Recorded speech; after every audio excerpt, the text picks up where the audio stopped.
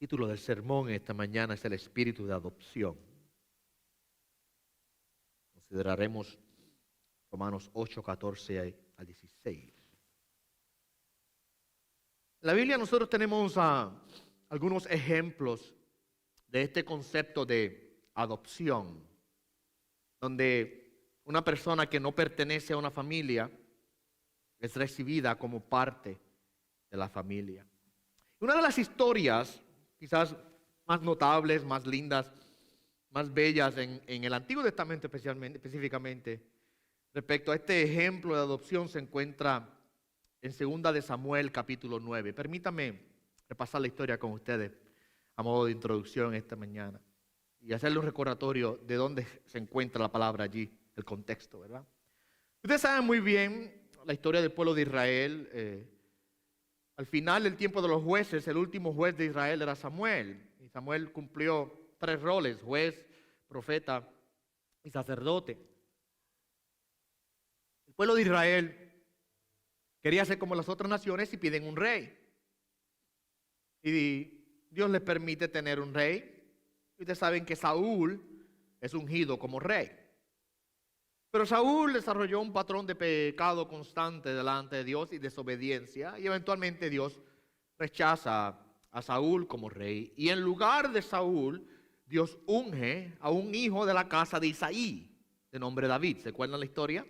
Que Samuel llega a ungir y pasaron uno por uno los hijos de Isaí hasta que llegó el último, el menor, el que estaba cuidando las ovejas. Y Dios le dice a Samuel: ese es el que vas a ungir.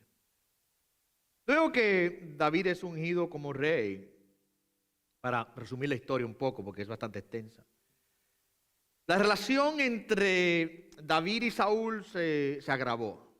Saúl llegó hasta odiar a David y buscaba matarlo.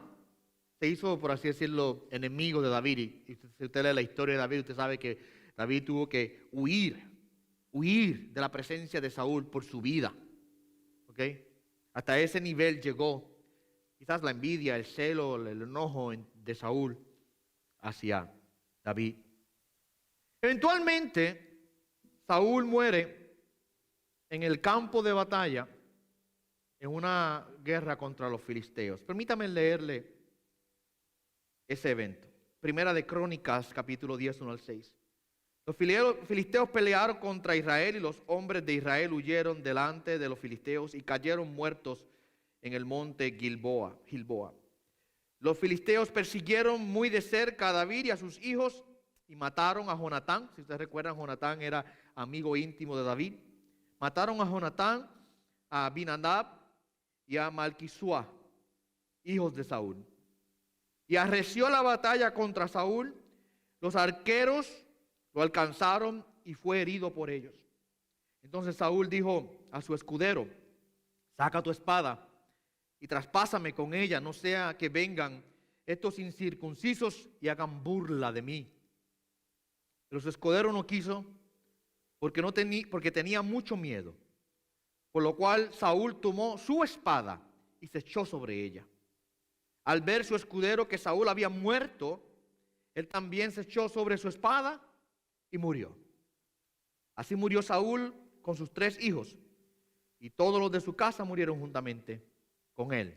Otra traducción un poco más moderna dice: y su dinastía llegó a su fin. O sea que el reinado de Saúl terminó. Después de esto, y usted vio la muerte tan trágica, Saúl terminó matándose a sí mismo en el campo de batalla, y sus 3 hijos murieron también con él en la batalla. Después de esto, David asciende al trono y se hace el rey. David reconcilia a todo el pueblo y el pueblo lo acepta a David como rey. Y Dios le dio muchas victorias a David sobre los enemigos de Israel. Y después de un tiempo quizás de David tener esas victorias y tener un tiempo de paz y de calma, David tiene en su mente y recuerda que él amaba mucho a Jonatán. Era su amigo del alma. Y por causa del amor que le tenía a Jonatán, David busca a alguien para hacerle bien y para honrarlo de la casa de Saúl. Esa historia se encuentra en Samuel, 2 Samuel capítulo 9. Permítame leérsela.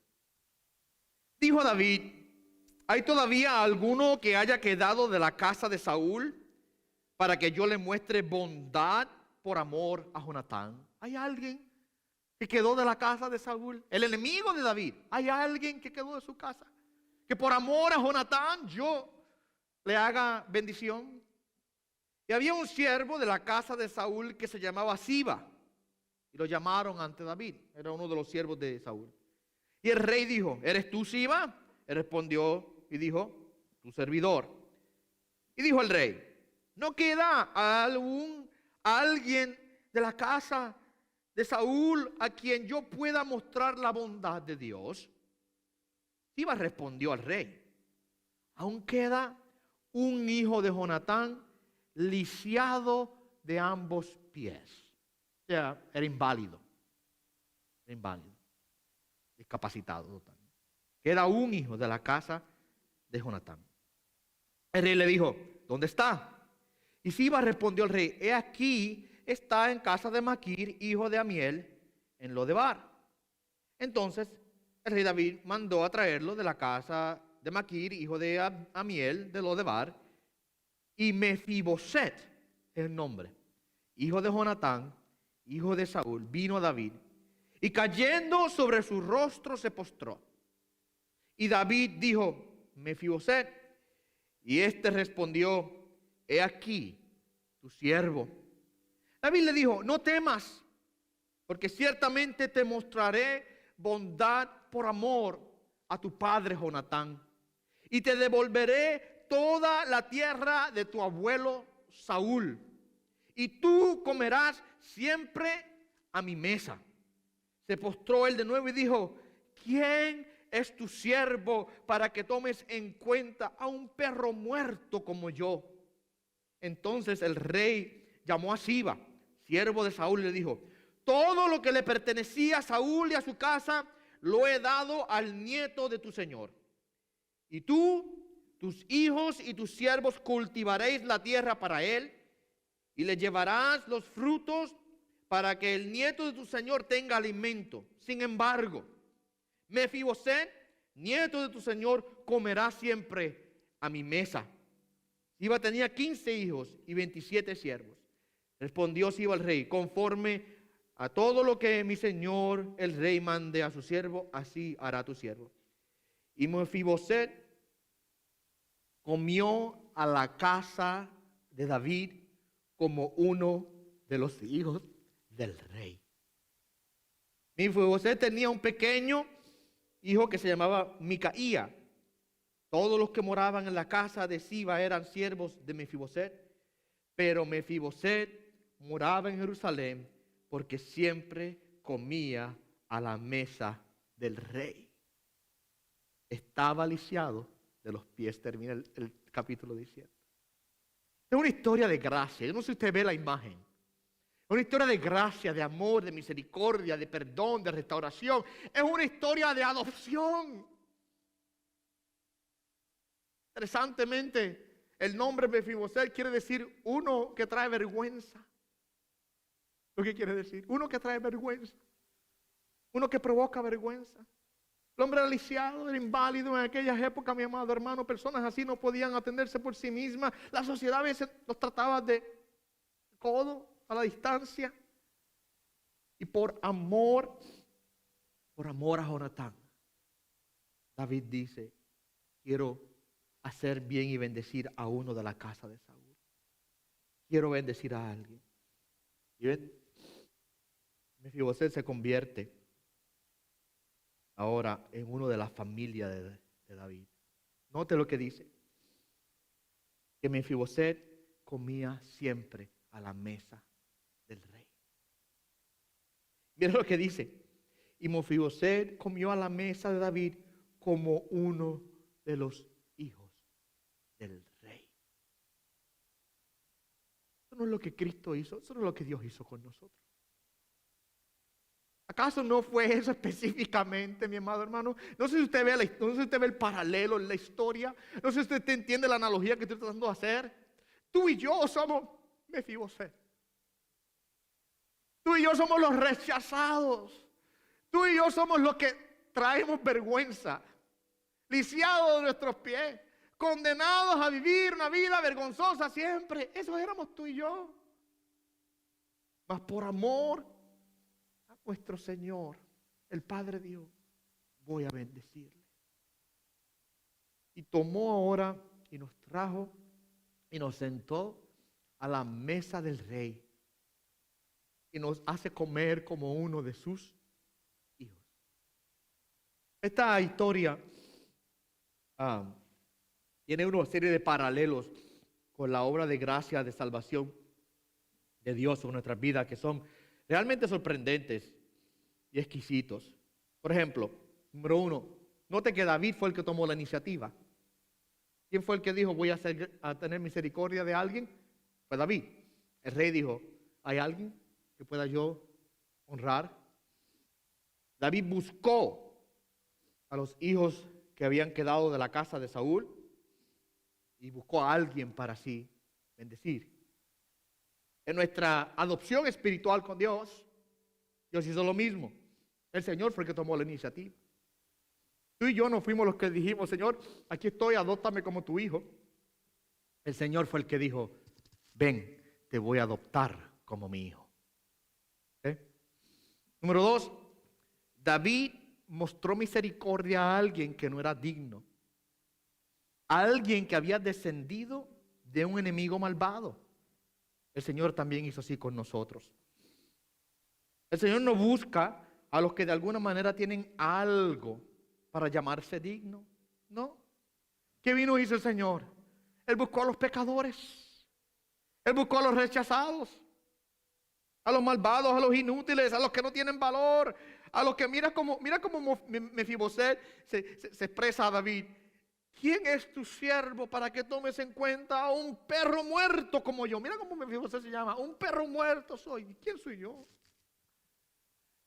Hizo Dios con nosotros. No porque éramos dignos, no porque Él quiso mostrar misericordia. David buscó, número 3, David buscó a uno que era socialmente marginado, rechazado, despreciado.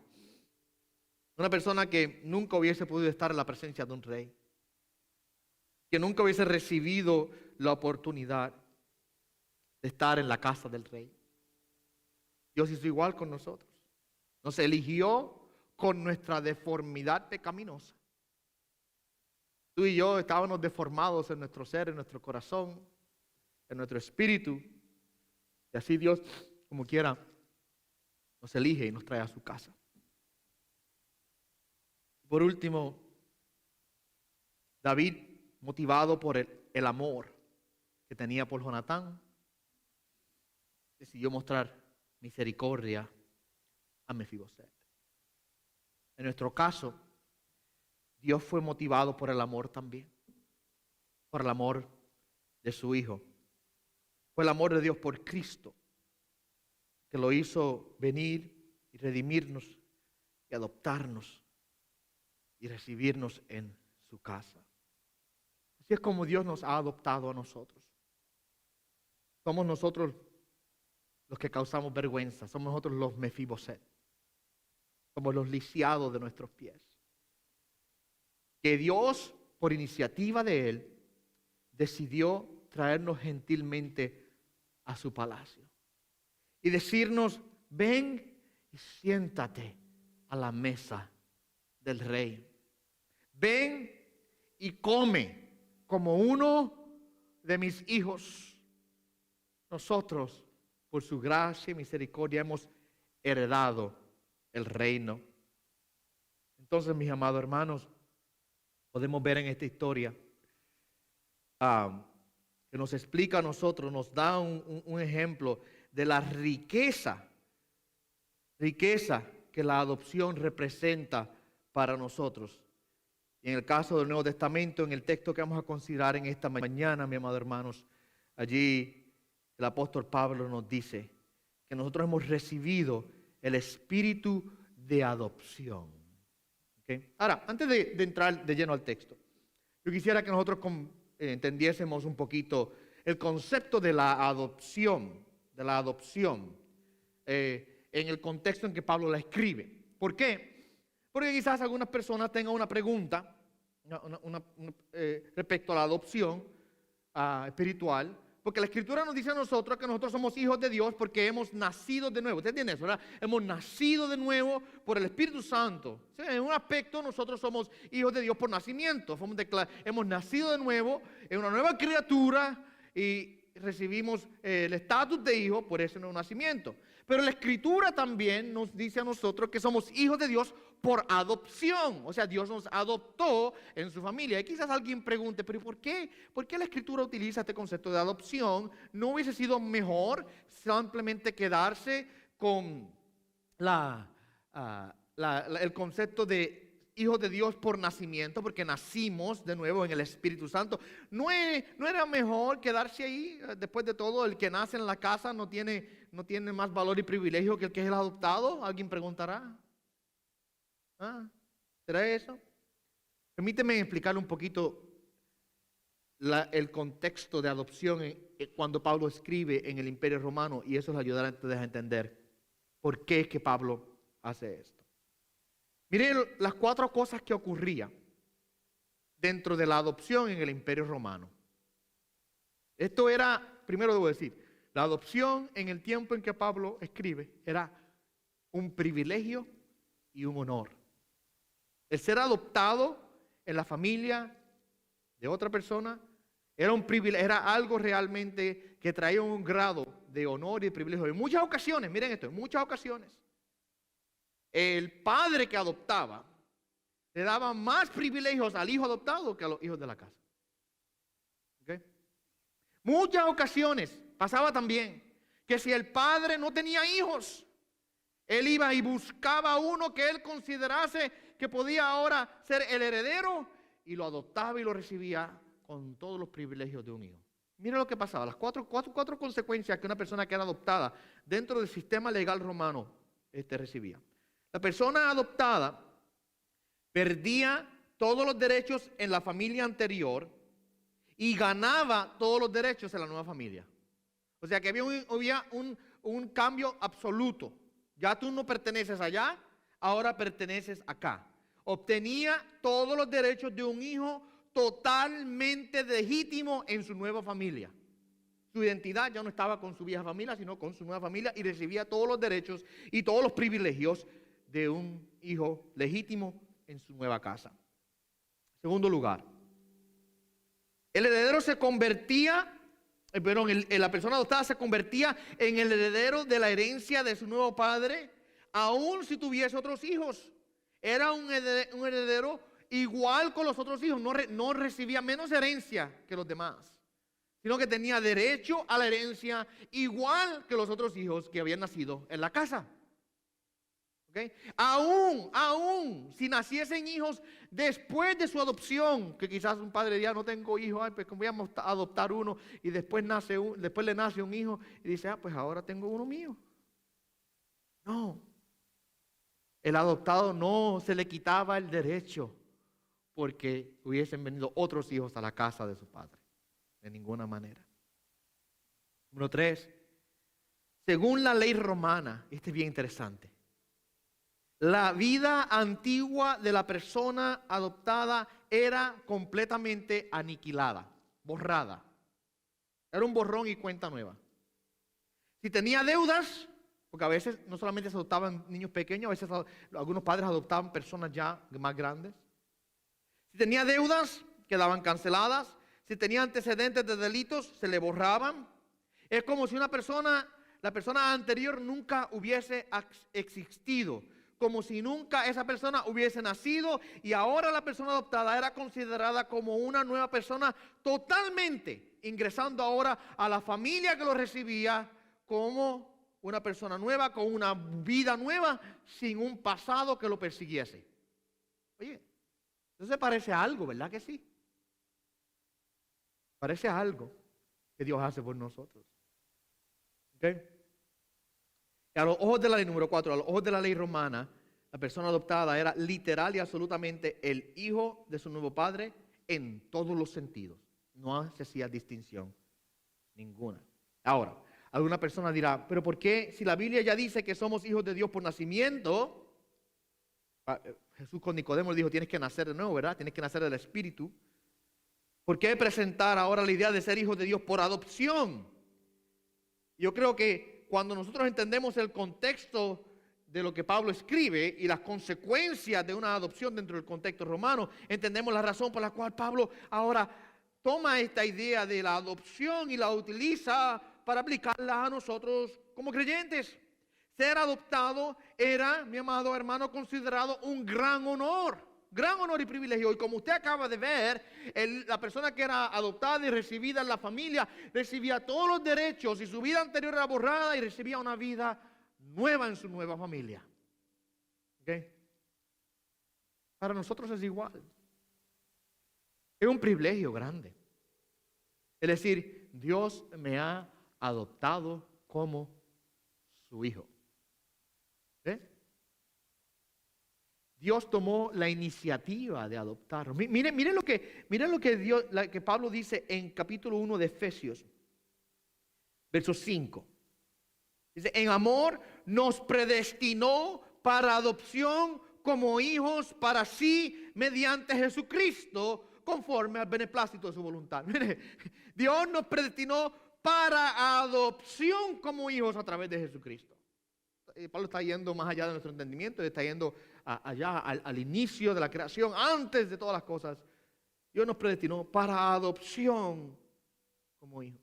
Qué privilegio tan grande, qué realidad tan hermosa que Dios nos haya bendecido yendo a buscarnos y decirnos, yo quiero que tú seas mi hijo, y nos adopta ahora, nos recibe en su casa y nos hace, mi amado hermano, hijos de Él. Ahora, el Espíritu Santo cumple una función crucial y primordial e importante en nosotros para confirmar esa adopción. Por eso es que Pablo aquí en los versos que vamos a considerar esta mañana le llama el espíritu de adopción. ¿Okay? Él juega un papel importantísimo en nuestras vidas para darnos el testimonio interno de que somos hijos de Dios. Él confirma nuestra adopción. Él es el testigo de nuestra adopción. ¿Okay? En la adopción romana, algo que salté que vi interesante, cuando se iba a adoptar a una persona, se llamaban a 7 testigos que atestiguaran la transacción legal de que la adopción de este individuo tomó lugar. Por si acaso luego alguien viene a cuestionar la legalidad de la adopción, 7 testigos serán llamados para ahora atestiguar el evento y dar testimonio de que ocurrió legalmente. Y el Espíritu Santo, por así decirlo, es el testigo que da testimonio de nuestra adopción en la familia de nuestro Padre Celestial. Él es el que la confirma, Él es el que nos da esa seguridad de que somos hijos de Dios. Conscientemente, permítame leerles Romanos 8, 14, 16. Dice así: porque todos los que son guiados por el Espíritu, los tales son hijos de Dios. Pues no habéis recibido un espíritu de esclavitud para volver otra vez al temor, sino que habéis recibido un espíritu de adopción como hijos, por el cual clamamos, Abba, Padre. El Espíritu mismo da testimonio a nuestro espíritu de que somos hijos de Dios. Tengo que decir y admitir que este pasaje quizás es uno de los pasajes más ricos, más bellos de la Escritura. Aquí, utilizando la imagen de la adopción, Pablo explica la relación íntima y la relación permanente que el creyente tiene con Dios. Ahora, es una relación filial como padre que Él es hacia nosotros. Somos sus hijos e hijos amados. ¿Okay? Aquí Pablo nos habla acerca de las formas en que Dios confirma que los creyentes están eternamente relacionados con Él como sus hijos. Estamos en una relación permanente con Él como nuestro Padre. Y el Espíritu Santo es el que ahora confirma esta adopción, específicamente en tres formas, en tres áreas. A través de su guianza, dándonos acceso a Dios y dándonos y proveyendo un testimonio de que somos hijos de Dios. Estos tres medios de seguridad están relacionados y entrelazados los unos con los otros, pero cada uno presenta una verdad distintiva de la obra del Espíritu Santo en la vida del creyente. Y con eso en mente vamos a observar cada uno de ellos. ¿Cómo es que el Espíritu Santo confirma nuestra adopción como hijos? Primeramente a través de su guianza, Verso 14 dice que todos los que son guiados por el Espíritu de Dios, los tales son hijos de Dios. Nosotros tenemos que admitir que nuestras mentes finitas y nuestra falta de entendimiento realmente no nos permite quizás comprender cómo es que el Espíritu de Dios nos guía. Esta guianza de parte de Dios y a través de su Espíritu Santo es una obra sobrenatural que va más allá de nuestro entendimiento y por tal razón quizás es difícil de comprender en su totalidad. Sí sabemos que la Escritura es clara en esto, que el Espíritu Santo nos guía. ¿Okay? Sabemos acerca de esta guianza varias cosas. Sabemos que nuestro Padre Celestial no impone su voluntad sobre sus hijos. O sea, que Él no nos torna a nosotros en máquinas que están preprogramadas y que son controladas remotamente. Dios no nos guía así de esa manera. Sabemos muy bien que hay una obediencia voluntaria. Una obediencia que no es forzada por parte de Dios, sino que nosotros en sumisión venimos a Él a someternos y seguir. Así que somos guiados, pero no de manera forzosa, sino de manera voluntaria. ¿Okay? Mientras estamos siendo sumisos a Él, mientras estamos sometiendo nuestro corazón, mientras estamos sometiendo nuestra vida a Él, el Señor va reestructurando y va redirigiendo sobrenaturalmente nuestra voluntad para que nuestra voluntad vaya haciéndose ahora conforme a la voluntad de Él. Ahora, el Espíritu Santo es el que dirige a los hijos de Dios y nos guía. De muchas maneras podemos decir. Y a veces de manera única y de manera directa, Él nos guía. Quizás usted ha pasado por experiencias personales en las cuales usted luego en retrospección mire y dice, eso solamente pudo ser la obra del Espíritu Santo en mi vida. Eso ocurrió porque el Espíritu Santo obró en mí. No había otra forma de explicarlo. Pero si yo fuera a buscar en la Escritura formas concisas y claras a través de las cuales el Espíritu Santo nos guía, podemos nombrar dos. Él nos guía a través de la iluminación y a través de la santificación. La primera, que es la iluminación, el Espíritu Santo es el agente divino que clarifica su palabra, la hace clara a nosotros para que podamos comprenderla. Nuestras mentes finitas, nuestras mentes que todavía están manchadas por el pecado porque estamos todavía con los pies en la tierra, ¿verdad? Están limitadas, pero el Espíritu Santo es el que soberanamente ahora ilumina nuestros corazones, es el que enciende la luz para que su palabra sea clara a nosotros. Mientras nosotros leemos, mientras meditamos y oramos las Escrituras, el Espíritu Santo que mora en nosotros se convierte en el intérprete divino que nos ayuda a comprender la palabra. Él es el que guía nuestras mentes y corazones a través de su palabra. ¿Okay? Pablo en Efesios 1, capítulo versos 17 y 19 dice lo siguiente. Él está orando a Dios por la iglesia de Éfeso y dice, pidiendo que el Dios de nuestro Señor, el Padre de su gloria, os dé espíritu de sabiduría y de revelación en un mejor conocimiento de Él. Mira lo que dice, que os dé espíritu de sabiduría y de revelación en un mejor conocimiento de Él. Pablo está orando para que las mentes y los corazones de la iglesia de Éfeso fueran ahora llenos de sabiduría y conocimiento. Y esa es la obra del Espíritu en nuestra vida.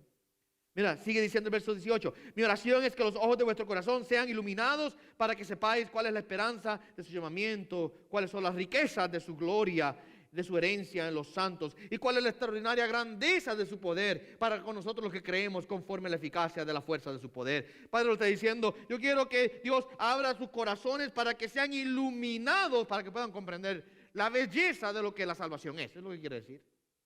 La profundidad de esta bendición que hemos recibido de parte de Dios.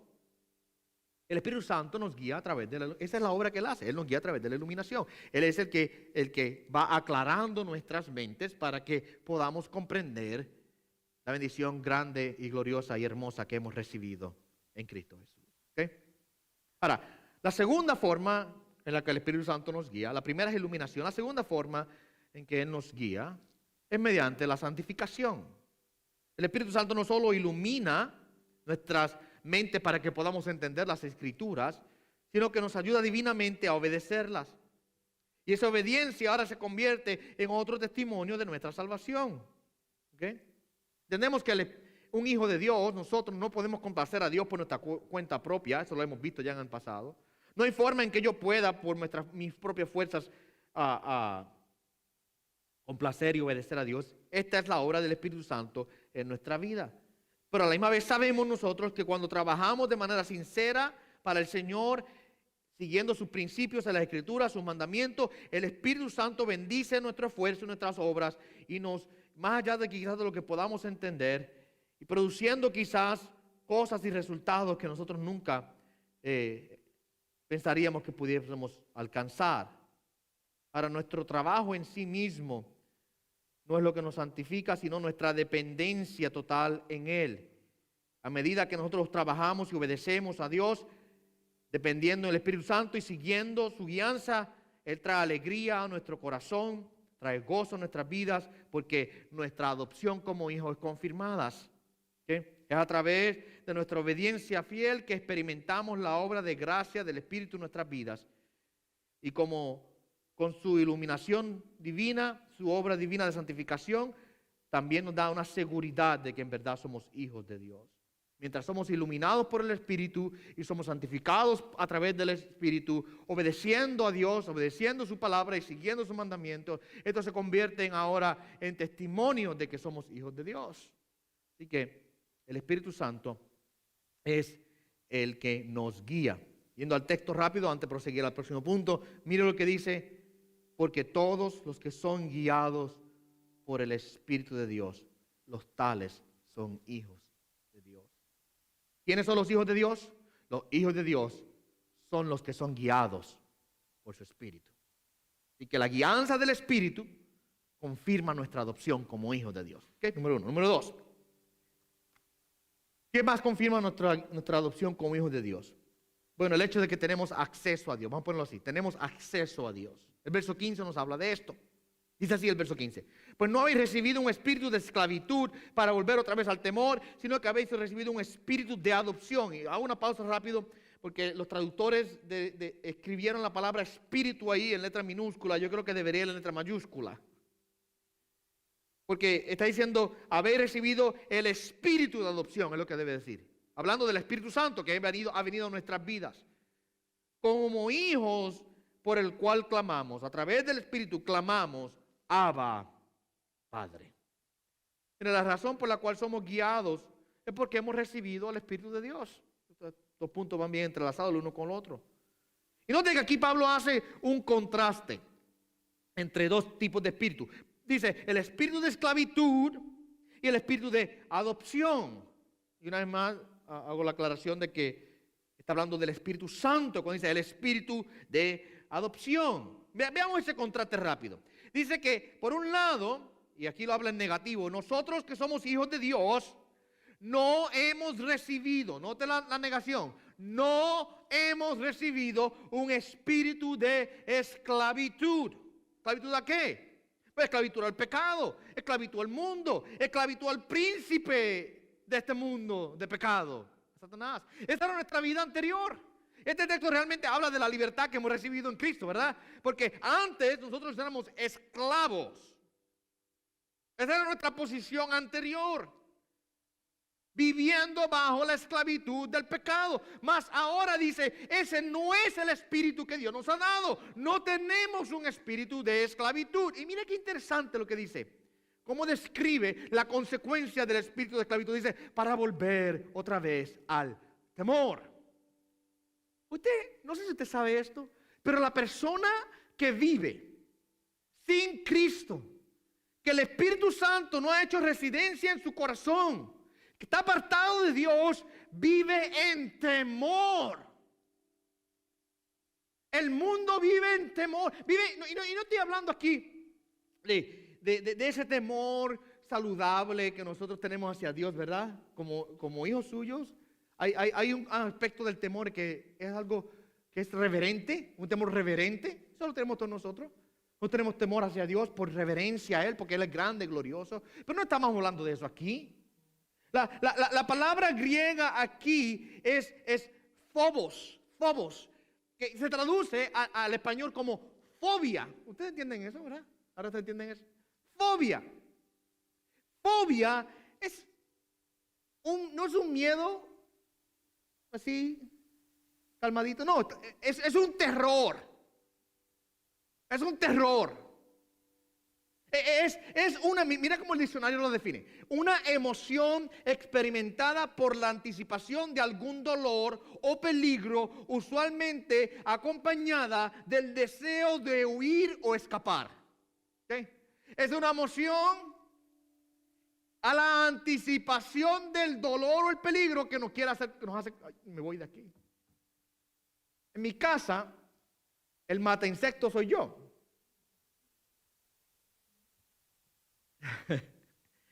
Especialmente con mis nenes, es más chiquito ahora, el grande ya. Pero cuando era pequeño igual. Una araña, por ejemplo.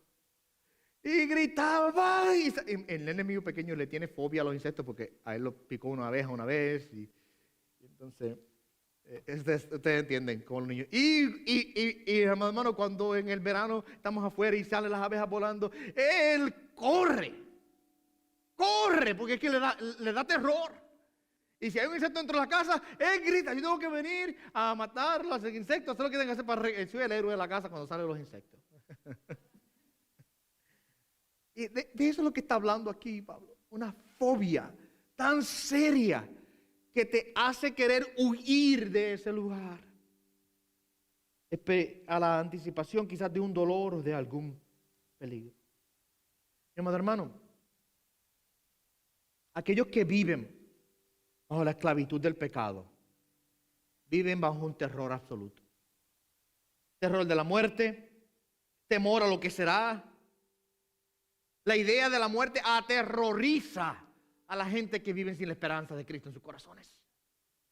¿Por qué usted cree, y ahora viendo a lo que dijo ahorita del virus este que anda por ahí, por qué usted cree que tanta gente están ahora en un estado de pánico? Se mueren porque no tienen la confirmación en sus corazones, la paz que trae el saber y conocer que somos hijos de Dios. La persona que vive en pecado vive en terror. Y por tal razón, escuche bien, por tal razón esta persona odia al Dios de la Biblia. Le es repulsivo porque la santidad de Dios expone sus malas obras y deja a la persona al desnudo.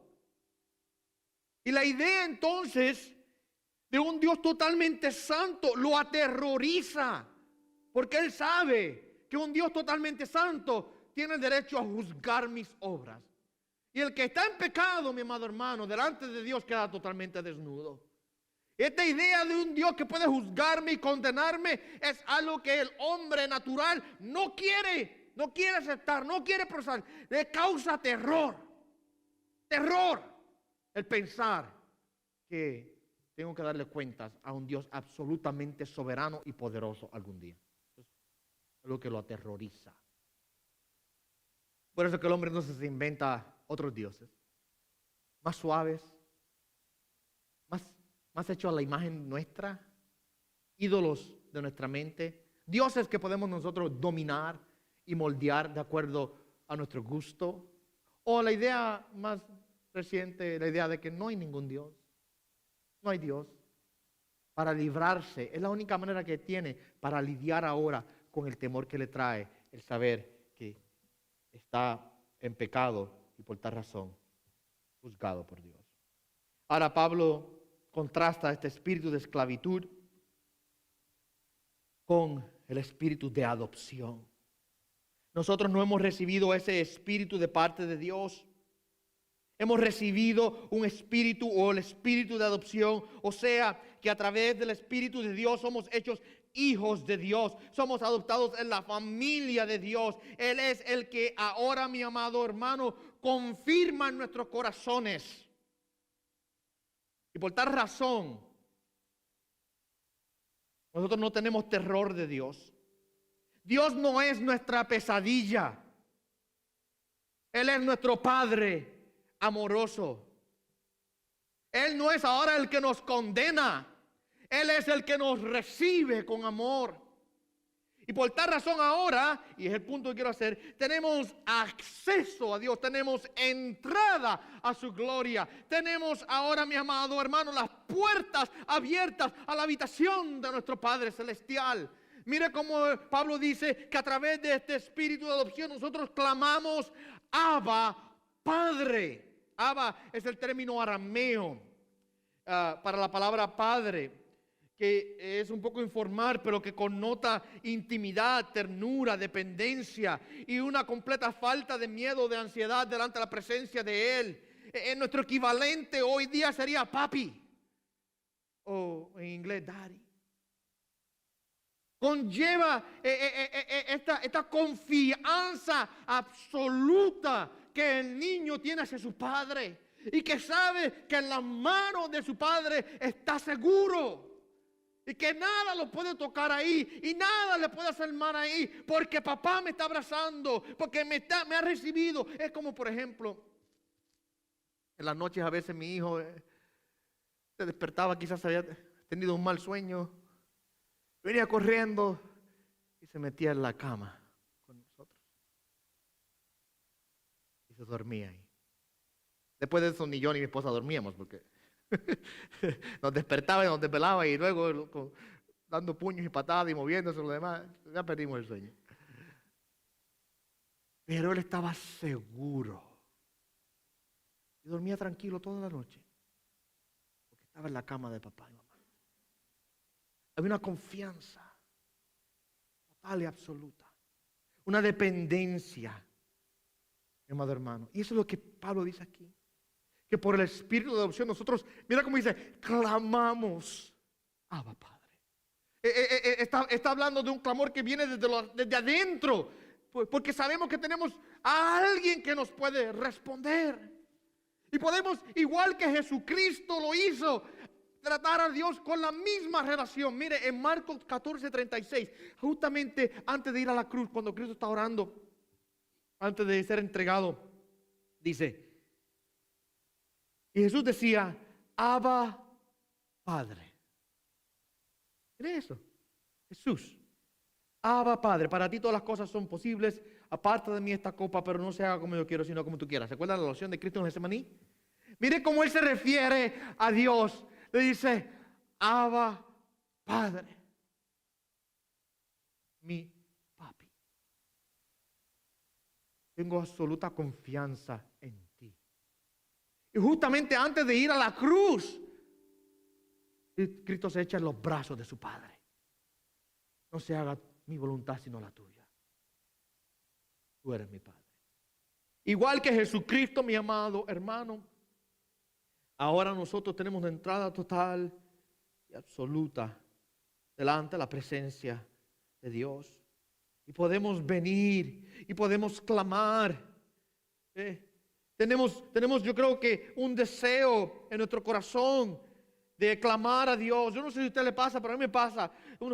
Surge en mi corazón el deseo íntimo de alabar, de depender, de pedir, de dar gracias, de adorar a nuestro Padre Celestial, de venir a Él y tener comunión con Él. Hay un deseo, un anhelo de compañerismo, de comunión con nuestro Dios.